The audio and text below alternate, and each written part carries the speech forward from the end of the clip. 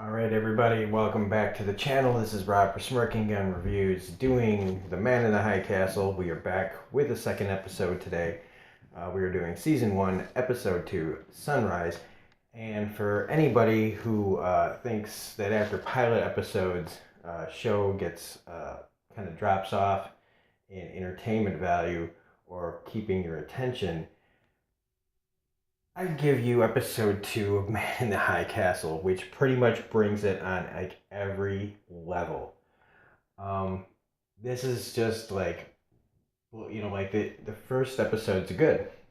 This is great. So full spoilers ahead. If you have not watched the first episode or this episode or any of this, get yourself a way to watch The Man in the High Castle. I highly recommend watching it. Season 3 will be coming pretty soon.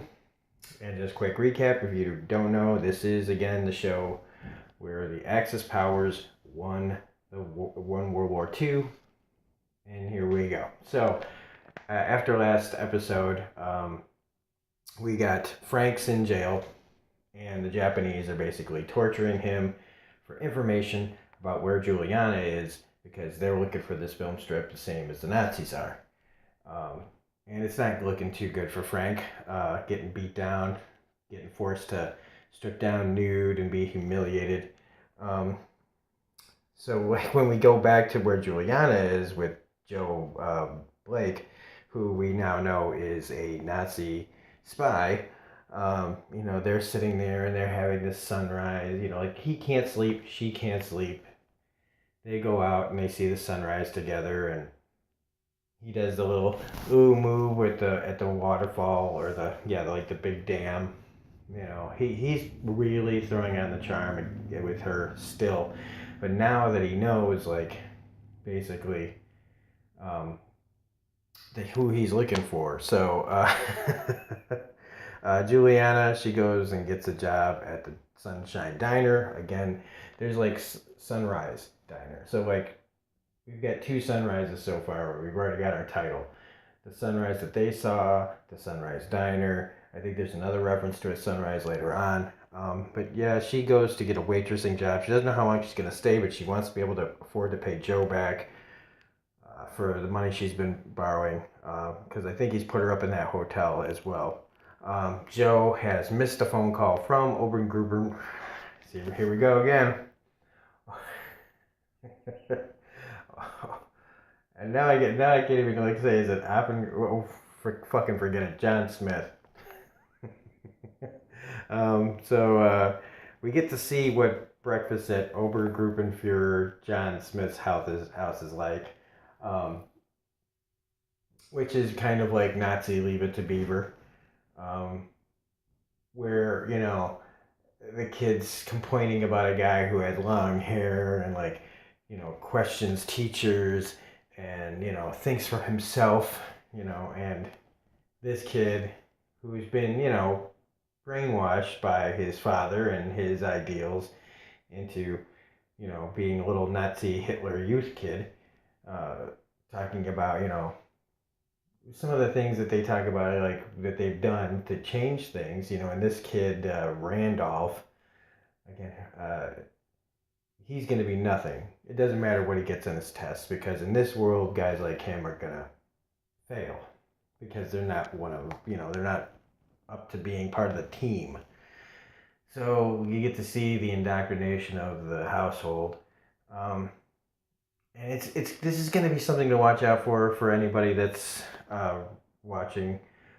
Just really pay attention to this family, because it gets really interesting as the story goes along, and how much they use this guy's family for storylines coming up. We have that Joe finds out about Juliana from his phone call with John Smith. Got to start just calling him John Smith, because he's like, there's a girl out there with a film strip. We don't know if she's coming out there. He knows that this is who he's talking about, and he tells him, Joe tells John that he found his film, which he wasn't supposed to do. It's not part of his mission. And you know, you got to be really careful with Mr. Smith because he'll fucking kill you pretty quick for anything that, you know, if he thinks you know too much. You know, if you're crossing the line, man, he's gonna stomp your head in like nobody's business. We now, you know, we go back to more frank torture. just man, you know, stripping him down. They ask him why isn't he circumcised, and it's just humiliating. And you know, like they tell him, you know, that Jews don't get to decide to be Jews. You're just, when you're a Jew, you're just a Jew. You don't get to just turn it off. It's pretty hardcore. And these guys, like I said, the guy in the glasses, man, Inspector, whatever his name is, man, he's a pretty scary dude. When Joe was watching TV, and on TV there's a show called American Reich, which is like Nazi Dragnet. I mean, if you're listening to this thing, it's just, like they take everything that we have and they just twist it to be like, just, you know, to Nazify it. It's just I mean, I didn't like the show Dragnet, but I know I really hate Nazi Dragnet. So it's just kind of an interesting, a lot of, if you pay attention to the background, all these little things that can pop up. We got Juliana talking to the guy who does the origami in the restaurant. He's hanging around for something, so she's thinking this must be her contact for the film, you know, and he starts kind of quoting little things about the Bible. He's got a Bible. You're not supposed to have them. It's interesting what you can find out here in the nowhere, you know, neutral zones. And, you know, he kind of gives her these clues to, like, you know, hey, go to this store, look up this thing, you know, in this verse. And so she's really, you know, like, okay, this must be my guy. I got to go do this. I got to go to the bookstore and start looking up stuff. And, we get some more interaction with Tagomi in San Francisco, where the Nazis are telling him that they know about the films. They're also looking for Juliana. And it's interesting, you know, like he's trying to put them in their place. You know, this is our sovereignty, your sovereignty, okay? So, like, you worry about your stuff, we'll worry about our stuff. And again, Tagomi is a very complicated guy. It's kind of, at this point, hard to quite pin down what's his situation, because he seems to be rather, I'm not going to say full-on sympathetic, but there's definitely something about him and the way he talks about everything that, you know, you can start to lead you to believe that he's not 100% on board with all this, that things are just not right in his reality. And so it's just, and he's another person to pay attention to quite a bit. We have okay, so now we get, like, basically, if this was going to have a scene of the week, this would be the scene of the week, because open grouper John Smith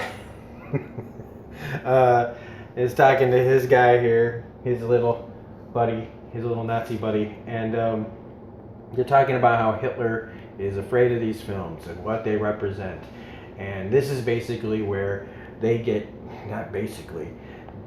we get our first real, like, action piece of the show, where they are ambushed by some resistance guys. They get pinned in, they start unloading machine guns, they shoot the shit out of this guy and his driver, and it starts out really cool, like, all right, they're gonna take out these fuckers, and it's gonna, you know, it's been bleak and we haven't seen anything cool. We haven't seen anybody take down some of these guys, take them down a notch or peg or two.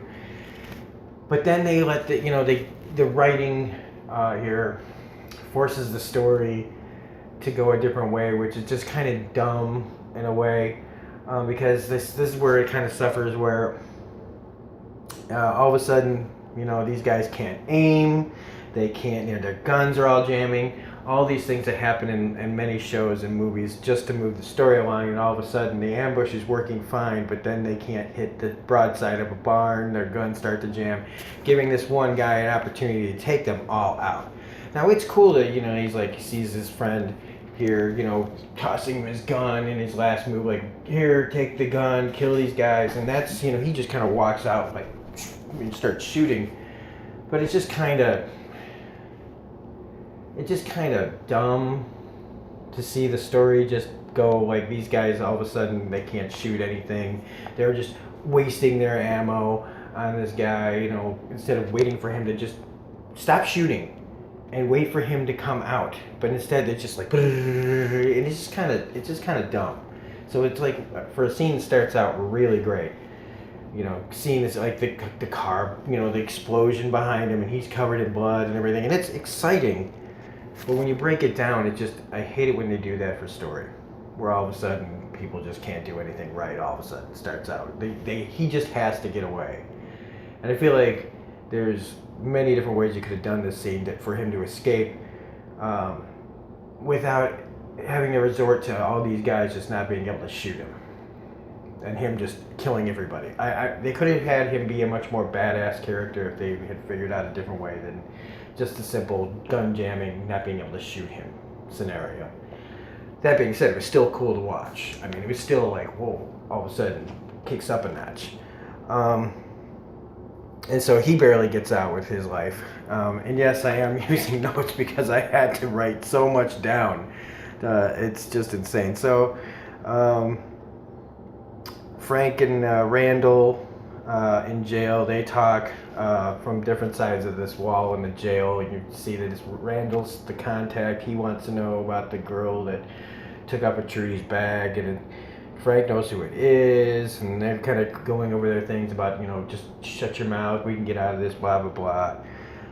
When we get back to Juliana's side of the story, where she goes into the bookstore, and this is where we meet the bookstore owner, who I just want to point out is character actor Rob LaBelle, somebody that I've been watching. I remember him all the way back in season 1 of the X-Files episode. I don't remember the number, but the episode's called Ghost in the Machine, where he plays a guy named Brad Wilczek, who creates like an AI.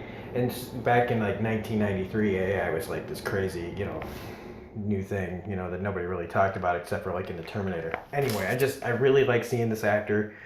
He's older now. I just like to point out little things like that just kind of interest me. So sorry everybody for getting a little sidetracked, but he's the bookstore owner. He's the one who gives her a Bible. She, you know, goes to look up the Bible verse that this guy in the origami bird guy told her about, and it's the same Bible. The Bible verse is what is written on the film strip. Speaking of the film strip, Joe ends up watching it. I might be getting a little ahead of myself, but we get John Smith after the ambush and how he's just kind of raving, like just pissed off. We gotta find out who did this because he changes his route all the time. So now he knows there's somebody's a spy here. Somebody knows where he was gonna be. So that's also something that we gotta look out for, because at least now there's a spy in their midst, and that's always good to see. When Juliana calls Frank, another thing, like Ed, the little TJ Qualls guy, he's trying to find Frank. He's been to the house, and now Juliana is calling, and she gets that Japanese voice that calls her by name and freaks her out. So she knows now they're on to her. Frank is probably fucked, and so she can't go home. She can't call, and she's probably thinking that Frank and possibly her family are in deep doo-doo there in San Francisco. We get to the second meeting with Tagomi and the Nazi guy, Colonel Wegner. Him talking about how there's a spy in security service. So again, there's just people spying on everybody all over these films. So you know they're not just nothing. The people had been talking about how the man in the high castle is dead, and people have like assurances that it is, but it's kind of like a ghost story where do you believe he's alive, do you believe he's dead, that kind of situation. So now we have the Japanese basically frustrated that Frank is not telling them anything, and they bring in his family, his sister and her kids, and they put him in this little secluded room to watch TV. It's a very nice little room, but it is claustrophobic, and they're watching cartoons, and there's a ventilation in the ceiling that's basically, if he doesn't tell them, they're gonna gas them. They're gonna put them to sleep and kill them. They talk about it like it's a very humane thing that they just go to sleep and never wake up. But it's really creepy. It's really scary. Especially like they're watching cartoons and you hear just some of the sounds from the TV as the sister's looking around and getting more creeped out about like, hey, what the hell is that vent for? Um, and it's one of the more eerie scenes in the show where you realize at any second they're just gonna gas this family because he won't talk. He doesn't know anything. That's the thing. Is that he knows she went somewhere, but he's not privy. She bailed on him, so there's not really much for him to do. So they're probably he's stuck between a rock and a hard place. All right, so that's about it for that. Let's see. Then we get Joe's spying on the Sunrise Niner. He's trying to find his contact. He's keeping tabs on Juliana. He's trying to find out who she's going to talk to, because he did tell Open Group, and he tells him about this guy that's sitting in the restaurant all the time, paying attention to her and all this stuff.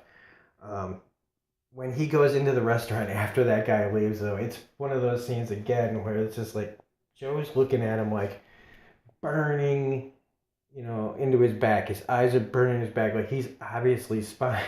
And then when he tries to cover it up, like, hey, what's your problem with this guy? Oh, I'm just jealous. It's like such a bullshit answer. It doesn't, nobody would buy it. He's clearly paying attention to this guy. He's like, there he goes, like, and just aura, like, following him with it. It's just a little too obvious, in my opinion, but oh well.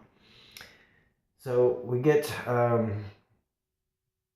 Juliana gives Joe a letter because now that she's talked to this guy, the origami guy, they plan on having a meeting. She doesn't want to talk to him at the restaurant. They need to meet somewhere else. This is where Joe finds out from Smith that the person that he talked about, the origami guy, is actually a Nazi spy. More spies. And that he's on his own thing, and he's basically a very dangerous person, and that's who Juliana is going to meet. So fuck. We Joe watches the film. It's a really great scene when he comes back in the he's kind of out of focus, and the film's just sitting there in the bed, and you see when they reestablish focus, his eyes staring at the film strip like he couldn't believe what he just saw. Like it rocks him. It really does. It rocks him so that he's kind of just like, what the hell do I do now?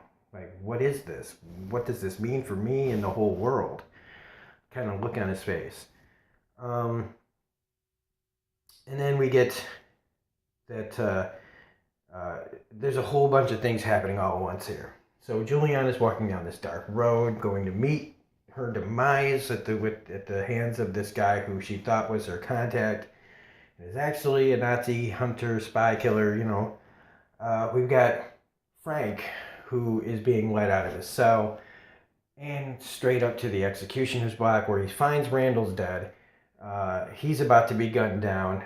And then we get Juliana. She's on the bridge, and this origami guy shows up and gets the film from her and tries to kill her. And it's just crazy. He's going to throw her off the dam. Joe shows up.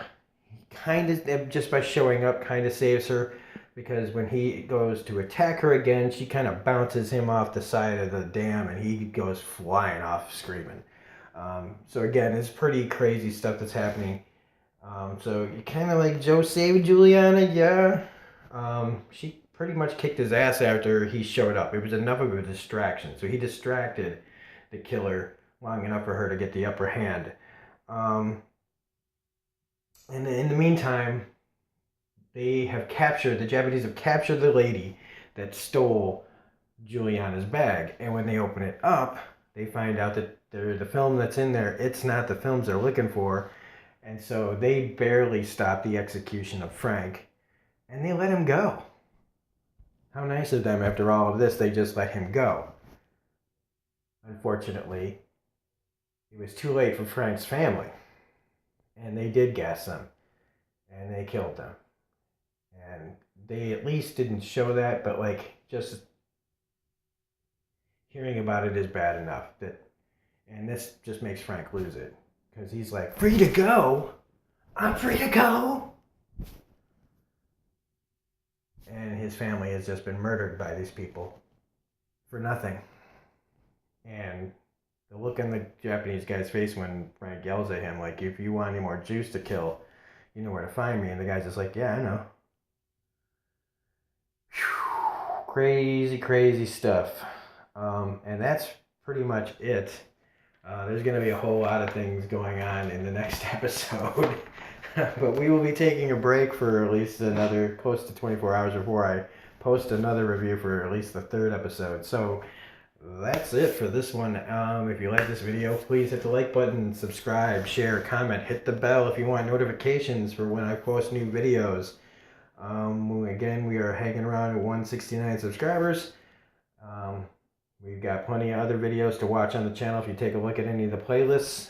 And that's about it. We will see you on the next video, probably sometime tomorrow.